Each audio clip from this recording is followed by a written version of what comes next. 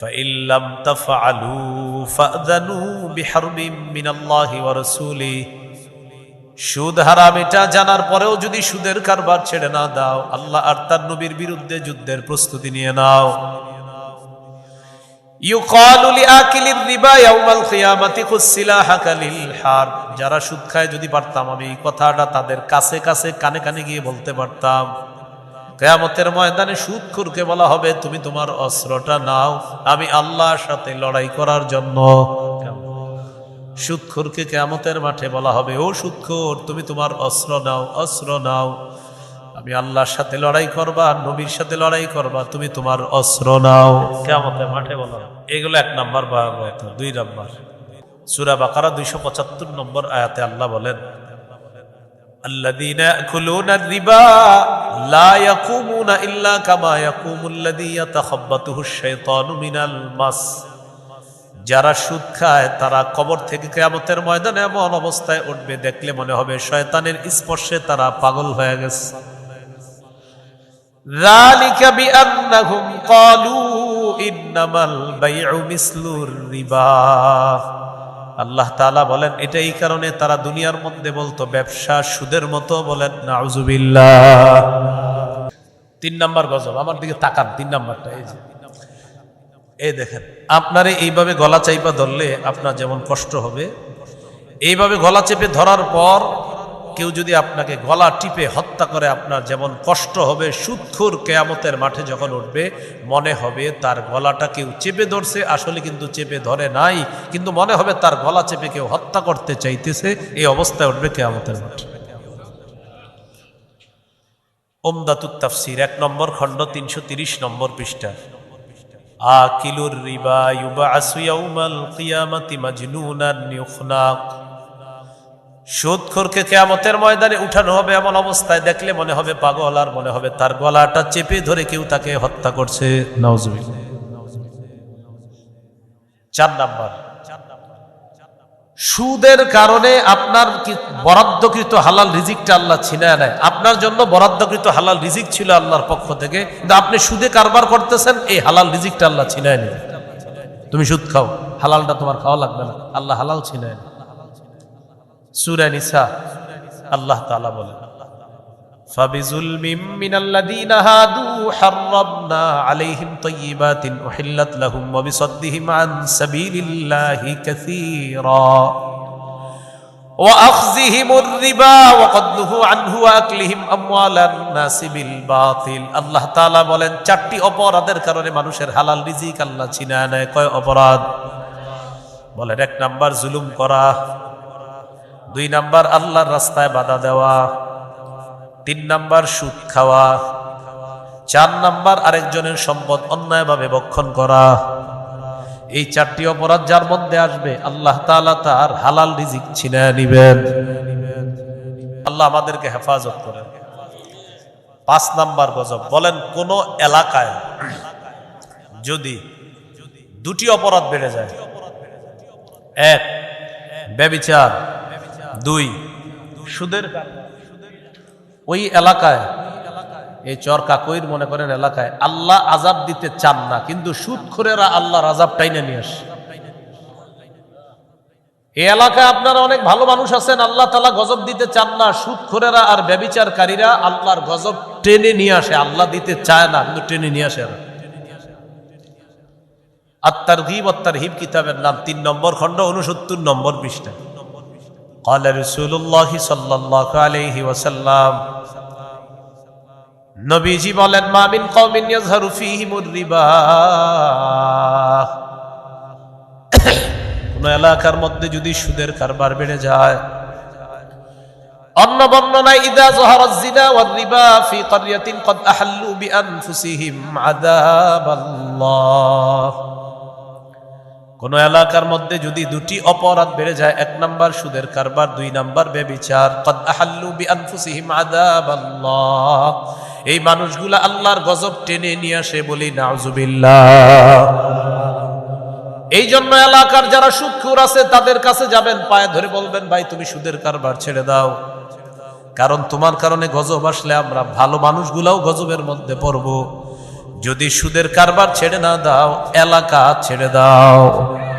এগুলো 5 নম্বর গজব। 6 নম্বর গজব, বলেন কোন এলাকায় সুদের কারবার যদি বেড়ে যায়, ওই এলাকায় দুর্ভিক্ষের গজব আসে। কৃষক আগের মতো ফসল পাবে না, মা বোনরা আগে শীতকালে লাউ পাইতো যেই কয়টা, এগুলা পায় না। মা তার সন্তানকে দুধ পান করানোর মতো দুধ পাবে না, লেকটোজেন 1 2 3 4 5 কিনে খাওয়াতে হবে। কেন? সুদখোরের কারণে। সুদখোর জবাব দেন, ওই বাচ্চার কি অপরাধ আপনার কারণে ও ওর মায়ের পবিত্র খাদ্য পায় না? সুদ ছাড়েন, সুদ ছেড়ে দেন। আপনি যা করতেছেন সুদের কারণে আপনি অনেকগুলা মানুষকে কষ্ট দিচ্ছেন। কেন এটা করতেছেন?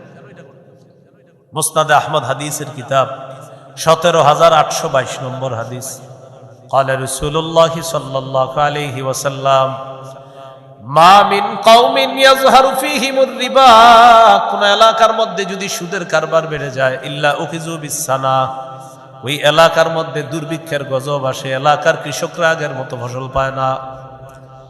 মাছের খামার যাদের আছে আগের মতো মাছের মধ্যে বরকত পায় না। ব্যবসায়ী তার হালাল ব্যবসায় বরকত পায় না। অপরাধ, পাশের মানুষটা সুদ খায়।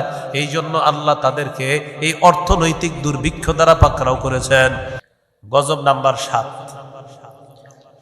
যারা সুদ খায় দোয়া করি এই অবস্থায় যেন মৃত্যু না হয়, আগে যেন তওবা করে। কিন্তু কারো যদি সুদী অবস্থায় মৃত্যু হয়ে যায়, কিয়ামত পর্যন্ত তার পেটের মধ্যে সাপ থাকবে। এই সাপ নিয়ে তার বাস বরজখের জগৎ চলবে, আর কিয়ামতের মাঠের শাস্তি তো বাকি আছে। সুদখোরের পেটে কি থাকবে? সাপ। সাপ খান, আরো বেশি করে খান। ইবনে মাজার হাদিস 2273 নম্বর হাদিস, قال رسول الله صلى الله عليه وسلم أتيت ليلة أسري بي على قوم, মেরাজের রাতে একদল মানুষের পাশ দিয়ে অতিক্রম করলাম। মানুষগুলার দিকে তাকাইলাম, তাকায়া দেখলাম বুতুনুহুম কাল বুয়ুত, তাদের পেটগুলা বিশাল বড়, বাড়ির মতো। পেট কিসের মতো? বাড়ি। পেট বাড়ির মতো। ফিহা আল হাইয়াত তুরা মিন খারিজি বুতুনিহিম, পেটের বাহির থেকে পেটের ভিতরে দেখা যায় বিশাল বড় বড় সাপ দৌড়ায়। সাপ।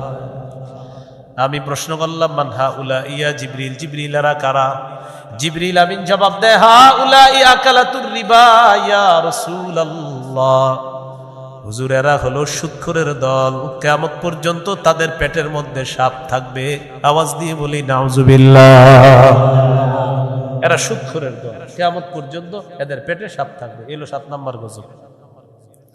গজব নাম্বার 8, আল্লাহ না করেন, আল্লাহ না করেন, যদি সুদী লেনদেন অবস্থায় মারা যায়। মা আছে কাদের জীবিত? প্রিয় ভাইয়েরা, সুদ খাওয়া, আপন মায়ের সাথে বিয়ে করা মানে ব্যভিচার করা। ইবনে মাজাহ 2274 নম্বর হাদিস, আর রিবা সাবউনা হুবা আইসারুহা আইয়ান কে হার রাজুল উম্মাহ, সুদের গুনাহের 70টা শাখা, সর্বনিম্ন শাখা হলো আপন সন্তান আপন মাকে বিয়ে করা মানে ব্যভিচার করা। মা যারা আমার বয়ান শুনতেছেন, আপনার সন্তানকে নিষেধ করেন তুই সুদ খাবি না। স্ত্রীরা আপনার স্বামীকে বলেন আপনি সুদ খাবেন না। ছেলে যারা আছেন বাবাকে বলেন সুদ খাবেন না। মাকে প্রতি মাসে মাসে প্যান্ট শার্ট পাঞ্জাবি কিনে দেওয়ার দরকার নাই। বছরে যদি পারেন হালাল টাকায় শুধু ঈদে পাঞ্জাবি দিলে হবে, তাও যদি হারাম টাকায় হয় আমার লাগবে না। টিউশনি করে চলেন, অটো চালান, বাইক চালায় মানুষকে নেন, আপনি ভাড়াটা নেন, আপনি হালাল কামাই করেন। যুবক যারা আছেন বাপেরে বলেন আব্বা হারাম টাকা আমারে দিয়েন না, আমি আমার মতো কামাই করবো, আপনি আমাকে হারাম টাকা দিয়েন না। মেয়ে যারা আছেন বাপেকে বলেন প্রতি সপ্তাহে সপ্তাহে কসমেটিক্স লাগবে না, আমার হারাম টাকায় হালাল টাকায় পারলে আমাকে দিয়েন।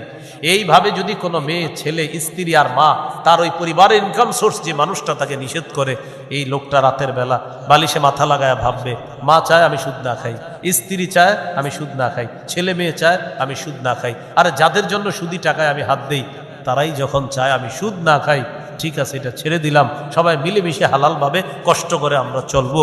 আমি আশাবাদী পারিবারিক সাপোর্ট যদি ইনকাম সোর্সের মানুষটা পায় তিনি সুদ থেকে খুব দ্রুত ফিরে আসবেন ইনশাআল্লাহ। এইভাবে আপনি সাপোর্ট করবেন। এগুলো 8 নাম্বার। 9 নাম্বার গজব, যে ব্যক্তি সুদী লেনদেন অবস্থায় মারা যাবে, এক তো পেটে সাপ থাকবে, দ্বিতীয়ত হলো এই সাপ নিয়ে সে কেয়ামত পর্যন্ত রক্তের একটা নদীতে সাঁতার কাটবে, কেয়ামতের আগে সে নদীর কিনারায় পৌঁছতে পারবে না। সহিহ বুখারীর বর্ণনা, 2085 নম্বর হাদিস। ফজরের নামাজের পর রাসূল সাল্লাল্লাহু আলাইহি সাল্লাম সাহাবীদের দিকে ফিরে বসলেন। বসার পর জিজ্ঞাসা করলেন, তোমরা কেউ কোনো স্বপ্ন দেখছো কালকে? কেউ কোনো জবাব দেয় না, এর মানে কেউ কোনো স্বপ্ন দেখে নাই। فقال رسول الله صلى الله عليه وسلم رأيت الليلة رجلين أتيان, দুই ব্যক্তিকে দেখলাম রাতের বেলা আমার কাছে আসছে, আসার পর একজন আমার ডান বাহুতে ধরছে আর একজন আমার বাম বাহুতে ধরছে। فأخرجاني إلى أرض مقدسة, পবিত্র একটা জমিনের দিকে আমাকে দুইজন নিয়ে চলছে। যাইতে যাইতে হাত্তা ইনতালাকনা ইলা নাহরিম মিন দাম, ওয়া ফি রিওয়ায়া হাত্তা আতাইনা আলা নাহরিম মিন দাম, রক্তের একটা নদীর কাছে গিয়ে পৌঁছলাম। নদীর দিকে তাকাইলাম, তাকায়া দেখি নদীর পানির কালার হলো রক্তের মতো। ফিহি রাজুলুন কাইম, নদীর মাঝখান, এটা মনে করেন মাঝখান, নদীর মাঝখানে এক ব্যক্তি দাঁড়ায় আছে, মাঝখানে এক ব্যক্তি দাঁড়ায় আছে, এটা হলো নদীর কিনারা। ওয়ালা ওয়াসতিন নাহরি রাজুলুন বাইনা ইয়াদাইহি হিজারা, নদীর কিনারায় এক ব্যক্তি, তার সামনে পাথর আর পাথর, কিনারায় একজন, মাঝে একজন, কিনারায় যিনি তার সামনে পাথর। আল্লাহ নবী বলেন, ফাআকবালা রাজুলুল্লাযী ফিন নাহরি, মাঝখানের লোকটা সাঁতার কেটে রওনা করছে, কিনারায় যাবে। যেই মাত্র কিনারায় যায়, যাওয়ার পর ফারামাল্লাযী আলা ওয়াসতিন নাহরি বিহাজারিন ফি, নদীর কিনারা যে মানুষটা আছে তিনি একটা পাথর নিয়ে ওই সাঁতারকারী লোকটার মুখ বরাবর মারে। ফাআলকামাহু হাজারা, ওই লোকটার মুখের ভিতরে পাথরটা ভাতের লোকমার মতো ঢুকাইয়া দিবে, মানে ভাত যেমন পেটে যায়, এই পাথরটা এরকম মুখ দিয়ে ঢুকে আপনার সবকিছু ঝাঁঝরা করে রক্তে পুরা নদীটা রক্তের কালার হচ্ছে। নবীজি বলেন, কুল্লামা আরাদা আইয়াখরুজা রামা বিহাজারিন ফি ফিহি রাদ্দাহু হাইসু কানা, যতবার লোকটা কিনারায় যেতে চায় ততবার পাথরের আঘাত খায়, আবার নদীর মাঝখানে চলে যায়। আমি প্রশ্ন করলাম, কে এটা? কিছুই বুঝি নাই। জিবরিল আমিন জবাব দিলেন, আল্লাযী রাআইতাহু ফিন নাহরি আকিলুর রিবা, যাকে আপনি নদীর মধ্যে সাঁতার কাটতে দেখলেন, এই লোকটা হলো সুদখোর, কিয়ামত পর্যন্ত সাঁতার কাটবে, নদীর কিনারায় পৌঁছতে পারবে না।